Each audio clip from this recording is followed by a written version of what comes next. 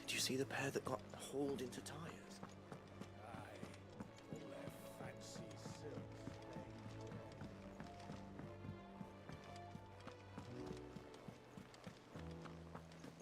Did you see that? Tell me you saw that.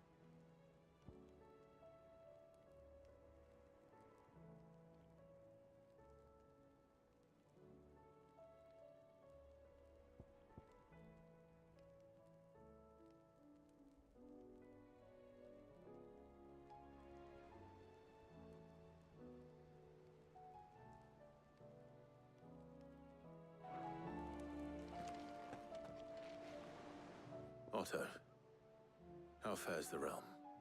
The realm? Oh, she's just fine. As long as you look past the fat storms out mother crystals and her skies are a roiling cesspit. And Gav? He's with your uncle in the Free Cities, helping Mid with her project. Sent an owl their way the moment the winds turned foul. Still waiting on a reply, though. Do you have any good news? Well, that depends on your definition of good. All right, fine. What do you suggest we do? Oh, no, I'm just the messenger. I leave the scheming to those more suited to the task. Could be that Lady Vivian and Old Tomes have their own thoughts on the current state of things. Could be that they don't. It certainly can't hurt to ask. I suppose not.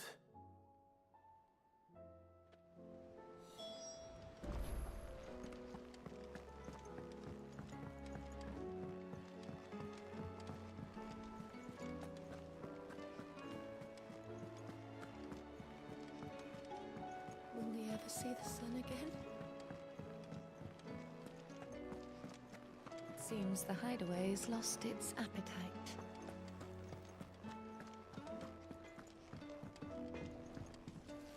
Trouble with your gear, or so will it be?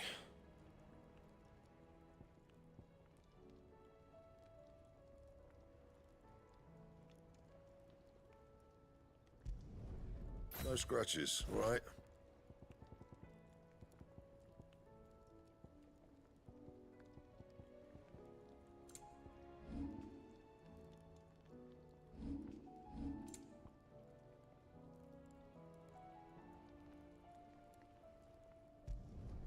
You can thank me later.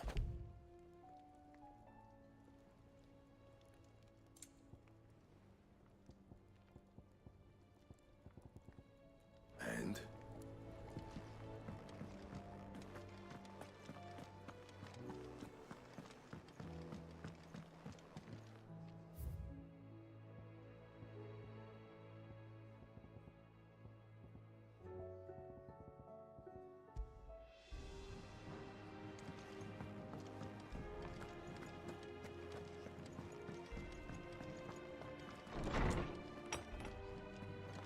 Is a storm coming, Sid? Will there be thunder? Let me guess. You're here about the skies. Is there anything you don't know, Lawsman? It doesn't take a court astrologer to augur the obvious. As for what has disturbed the heavens, that, I believe, is a question the Fallen might be better placed to answer than I. And on the 6th day did the gods tear the sun from the firmament, visiting darkness upon their prideful sons and daughters. But I dare say you remember your childhood lessons on the sins of Zemeckis only too well. You think they're connected? That Ultima was one of the gods responsible? Well, he has certainly exhibited powers that we mortals would associate with the divine. There is nothing divine about him. But he wouldn't be the first god of whom that could be said, now would he? Yet for all the fairy tales that tell of the sins, there is almost nothing in the way of actual historical accounts. Had I the Journal of Moss the Chronicler, I may have been able to tell you more, but alas, I fear all remaining copies have been lost to time. You will forgive me, I hope? Certainly not. Because there is nothing to forgive. Even without this journal, you've provided us ample wisdom. And we will always be grateful for it.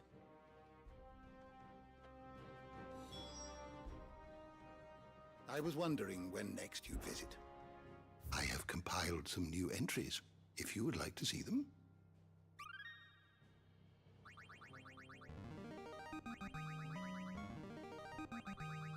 I have quite the find for you today.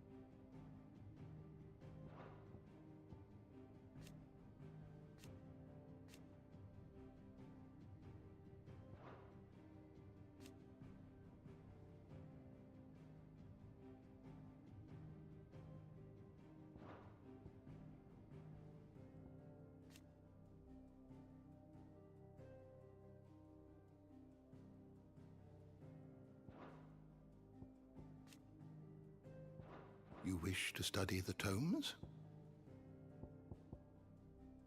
Did you learn everything you needed? Is a storm coming, Sid?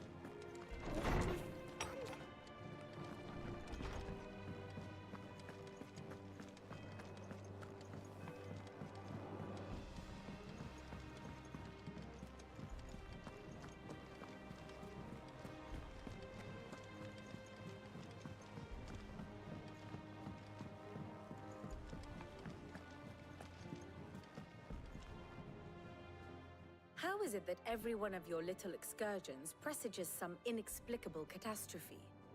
Not that you are to blame for the Dominion's fate. No one could have predicted the actions of the Crown Prince. I'm sorry I couldn't save your home. My countrymen are stronger than you think. A few toppled clock towers won't break their spirits. They'll be back on their feet in no time. I hope so. Look at us. Bluer than a pair of bog crabs. Tempting though it may be, sulking will not help us find a solution to this mess. You believe there's one to be found? I don't know.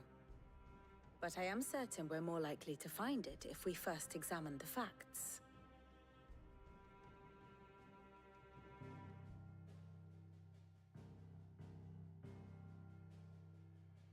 Beneath these darkened skies, fear and confusion reign over Valisthea. Oh, the lands around the fallen Mother Crystals had already begun to wilt for want of ether. But not like this. Crystals that filled wells and fueled furnaces. Now nothing but pretty shards of rock. And those that hang from the people's necks cast nary a glimmer of light to keep the dark at bay. It is only a matter of time before the common folk convince themselves that the end of days is upon us. Yet I fear a swift end is more than we can hope for. While most of the world thirsts for ether, the remainder drowns in it, spawning Akashic in droves. And amidst the hordes of mindless beasts, with magics as like to fail as function, even the strongest nation would falter. Rosaria and the Iron Kingdom teeter on the brink of collapse, while the tragedy in Twinside has all but paralyzed the Holy Empire. Dhalmekia fares little better. Rumor has it the ministers fled the capital after the fall of Drake's Fang, leaving their beloved republic to crumble. Waloed, meanwhile, moves in earnest. The Einherjar has been sighted off-storm. The world, in short, is in chaos. It would seem our civilization was nothing but a castle of sand, to be washed away at the whim of the waves.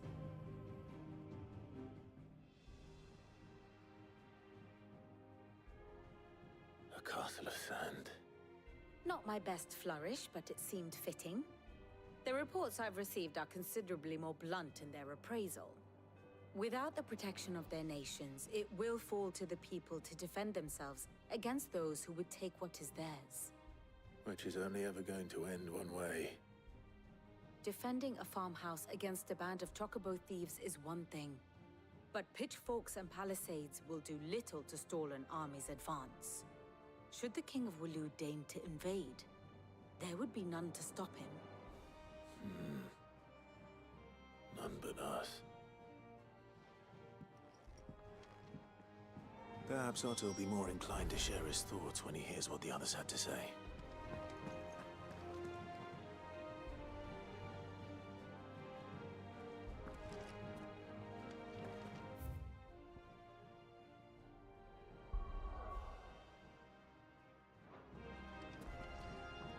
Clive, we have a problem. Only one. That would be a first. It would. Actually, there are three. We had as many owls arrive while you were at the shelves. Martha's got Akashic out her gates, and talk of monsters roaming the hills outside of Northreach has put the wind up Isabel and her lot. And don't forget Dalimil. Lubor says the village was raided by bandits. When it rains... It fucking pours. The curse breakers are spread thin, taking stock of the damage in the Dominion. And even if I could get word to all of them, I doubt they'd get here in time to make any real difference. Which means there's only two people who can. Jill and I. Let them know we're on our way.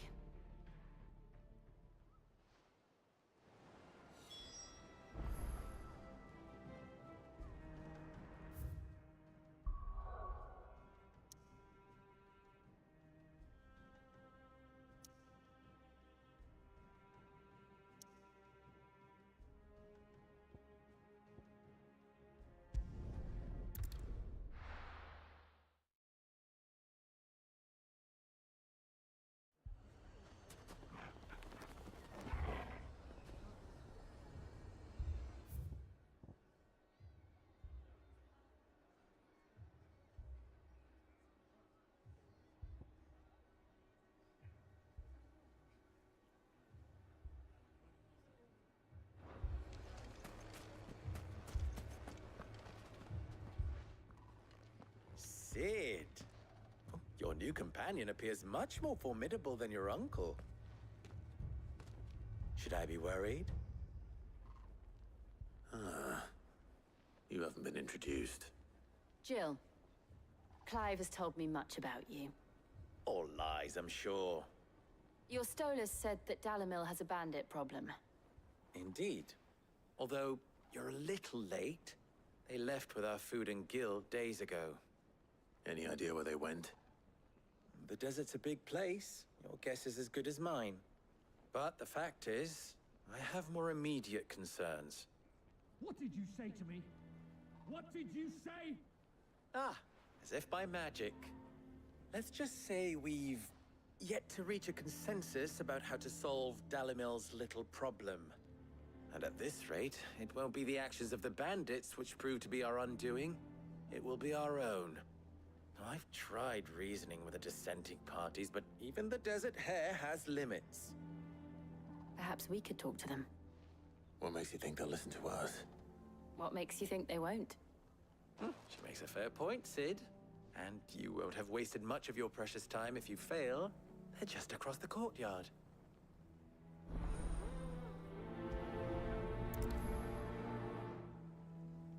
Suppose we just follow the shouting.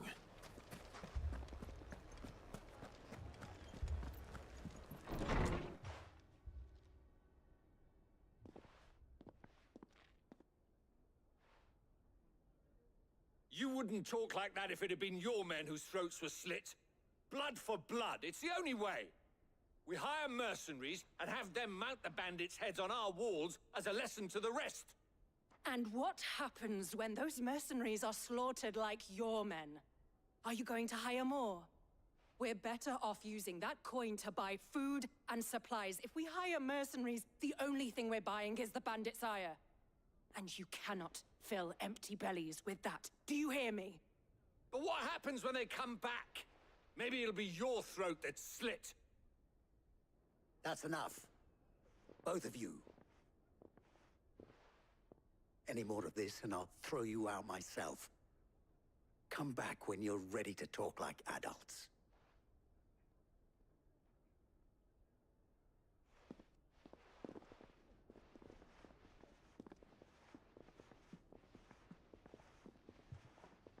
Victor.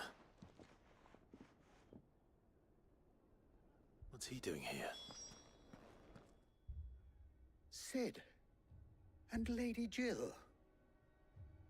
What brings you here? I was about to ask you the same thing. Costness is in chaos, and the markets have all but ceased to operate. The Briar's Kiss here in Dalimil is the only place I can reliably obtain supplies. I was here to do just that when Master Lubor told me of his troubles. He thought I might be able to talk some sense into these fools. But if you're here, I suppose his patience must be waning. Who are those people? Those were the thorns in Lubor's side. And the reason this place might be headed the same way as Costness. It's these accursed skies. The darkness is enough to drive a man to madness. Or an entire city, for that matter. We're still working on the skies. But in the meantime, perhaps we can find a solution to Dalimil's problems. I hope so. For all our sakes.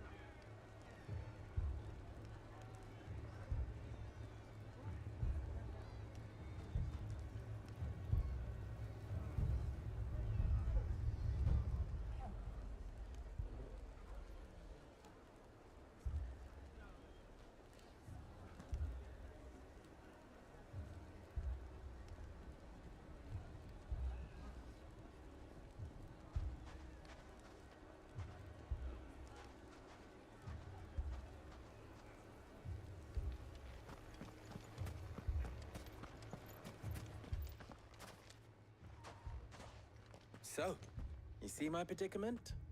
What I saw was a room full of people who were angry and afraid. And with good reason by the sound of it. But if left to smolder, that anger and fear could set the entire town alight. My thoughts exactly. What to do? Both sides wish to protect their homes and livelihoods, if only they could agree on how. But as long as they are divided, we are vulnerable. And if there's one thing bandits like, it's an easy target. What would Sid the Outlaw suggest? Well, if it were my namesake,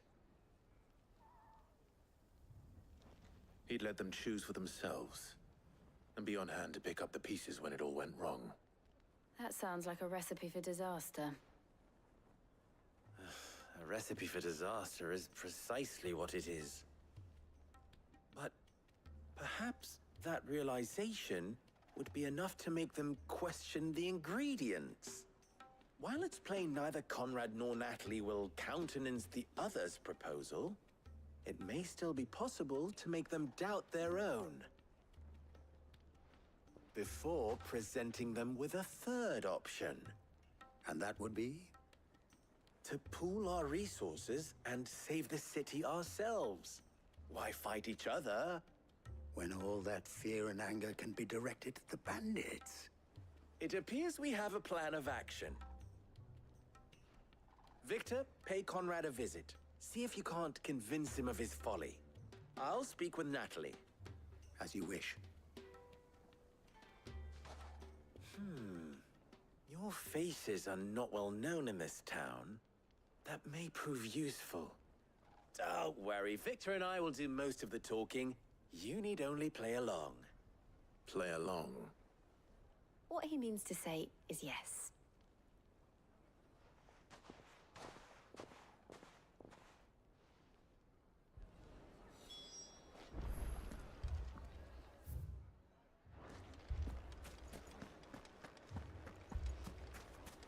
Picture it, Conrad.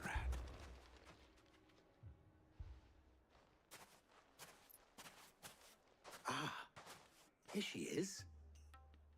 The Lady of the Spear herself. Conrad, may I introduce you to Jane, commander of the Red Wings, the oldest mercenary guild in the Free Cities.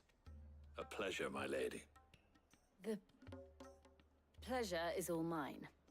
As I told you, I summoned the commander here from Canberra to inquire about a contract. Victor says you told him no. That there aren't any men left to hire. Is that true? True as the crystals cracked. Nobles came and claimed every last one worth his salt. And not just from us Red Wings. You know of the 7 high houses. There must be 2 swords assigned each one. Granted, we have a few boys left. If it's boys you're looking for. Well, Conrad, are you saying that Dalamel's finest cannot defend this town better than a gaggle of unblooded striplings? That a band of beardless youths could better avenge the deaths of your brave men than you yourselves? Absolutely not. We'll show those bastards who they're dealing with.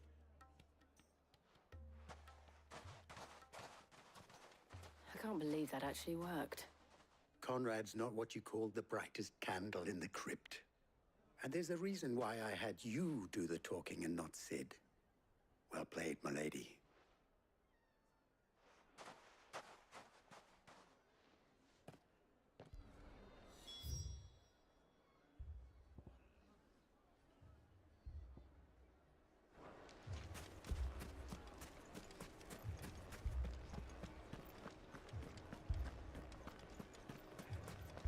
Shop. If I had my pickaxe, I would...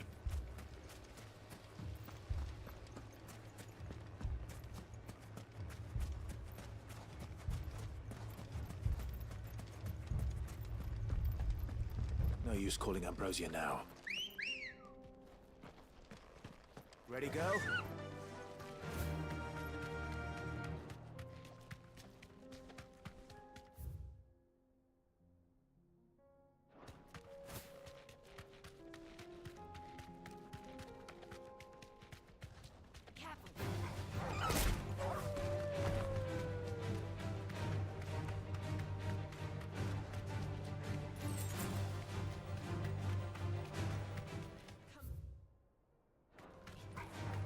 to fight.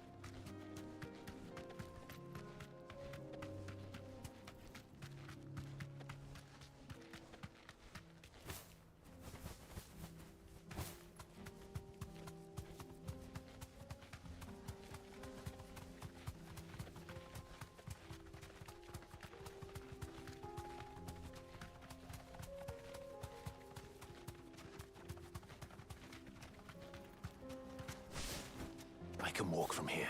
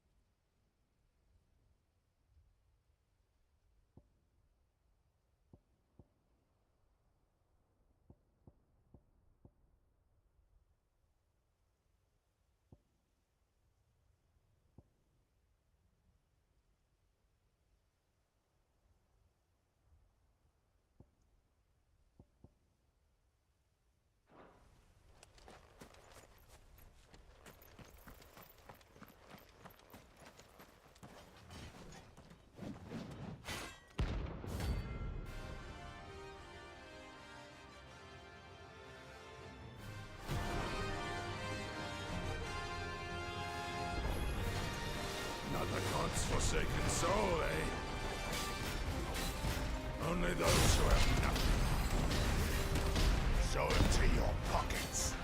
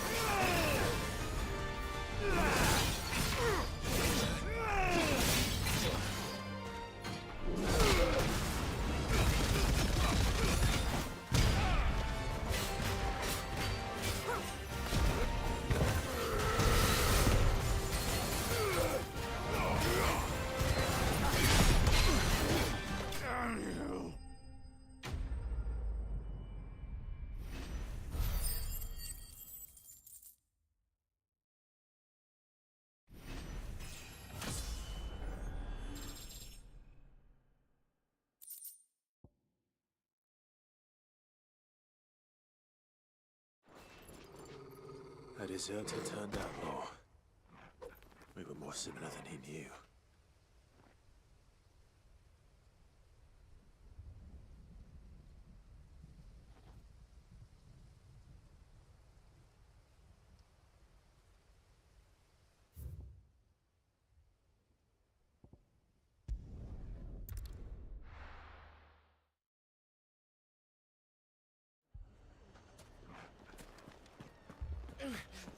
Fucking thieving bastards.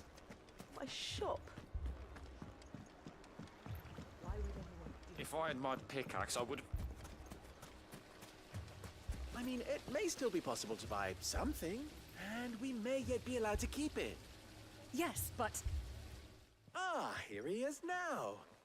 Natalie, allow me to introduce Lord Underhill of Randalar's prestigious League of Merchants. Lord Underhill. At your service. Underhill? I was just telling the good lady of our conversation, my lord, and how you were lamenting the state of the capital's stores. Lubor says that not only are the granaries almost empty, but that war and the Blight mean this season's harvest won't be enough to fill them for winter. Indeed, certainly that is the case. The nobles in the capital are buying up the city's stocks of barley and wine, driving the prices higher than most commoners can afford. It is only a matter of time before the peasants revolt. It is worse than I thought.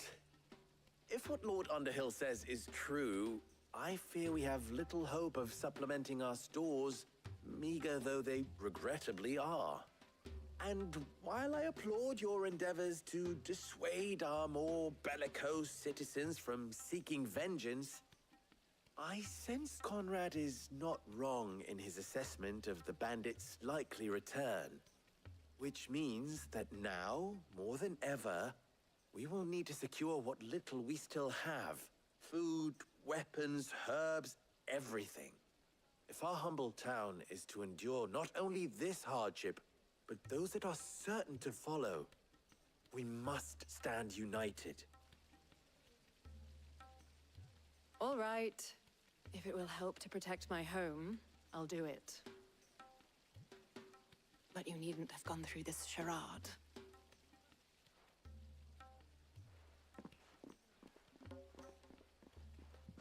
Thank you, Clive.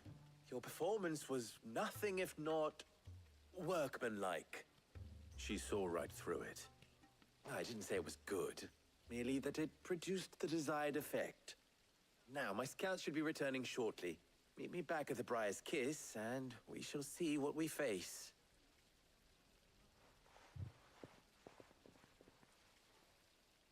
I'm not convinced our roles in this ruse were entirely necessary. I don't know. Conrad seemed quite taken with you. Mummy. I'm scared. Oh, I'm ruined. Good news, Sid.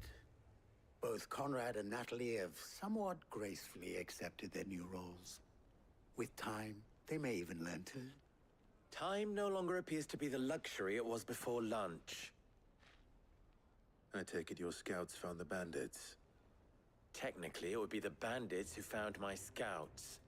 It appears they march for Dalimil as we speak. All of them. You're not serious. They don't just want food, they want the whole damn town.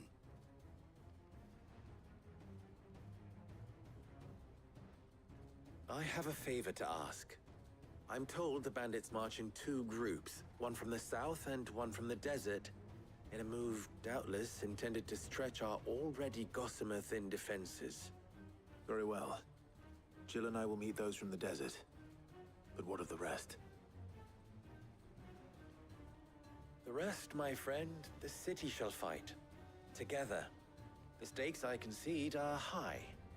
But if this does not unite Dalimil, nothing will. That is a lot of faith to put into those who had their hands around each other's throats but a moment ago. Then it will be for us to see that their hands are kept occupied. And I do mean us. I thought you might say that. We'll hold them off for as long as we can. And we will do the same.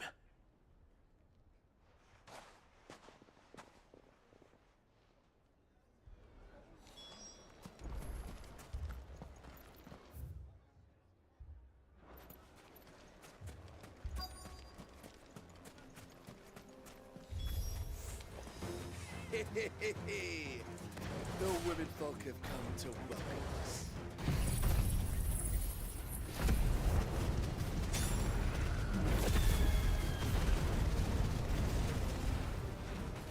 I'll take that one.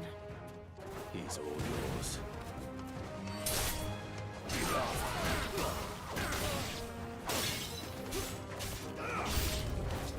They mean to overwhelm us.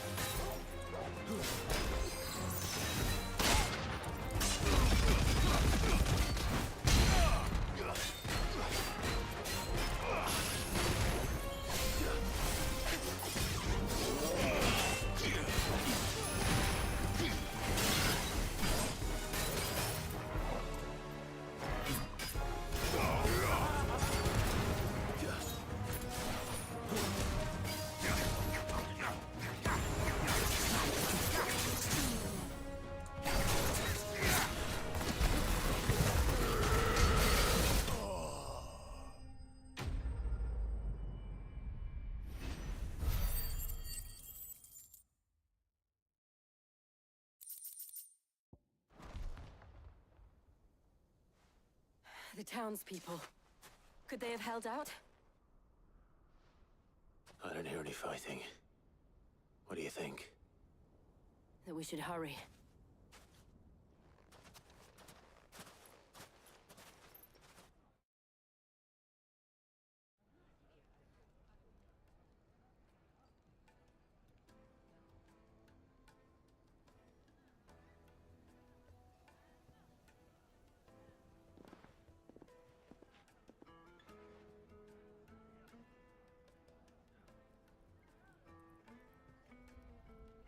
Natalie, I owe you an apology. You did well out there. The inn would have been lost had you not held the line. Without you, there would have been no line to hold. You saved us, Conrad. You saved Dalimil. We all saved Dalimil.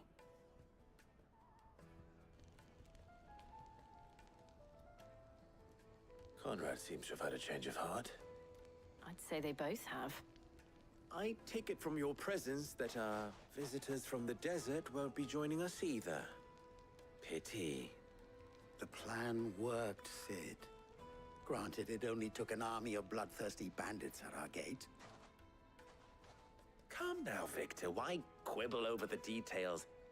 We are united, and that is all that matters. As for you, Sid, you fight considerably better than you act. I'll take that as a compliment.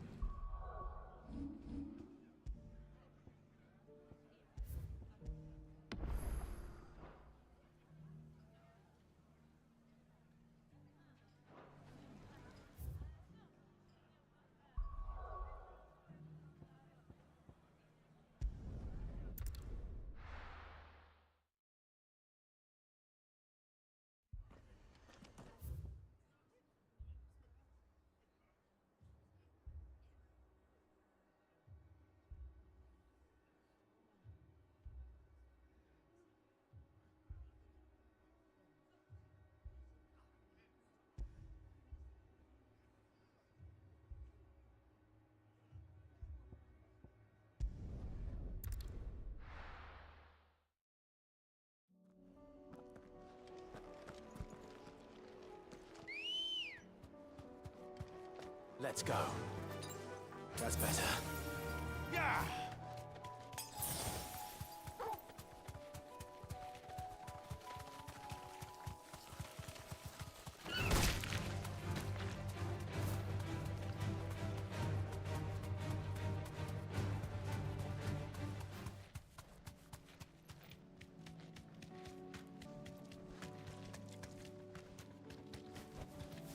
Thanks, girl.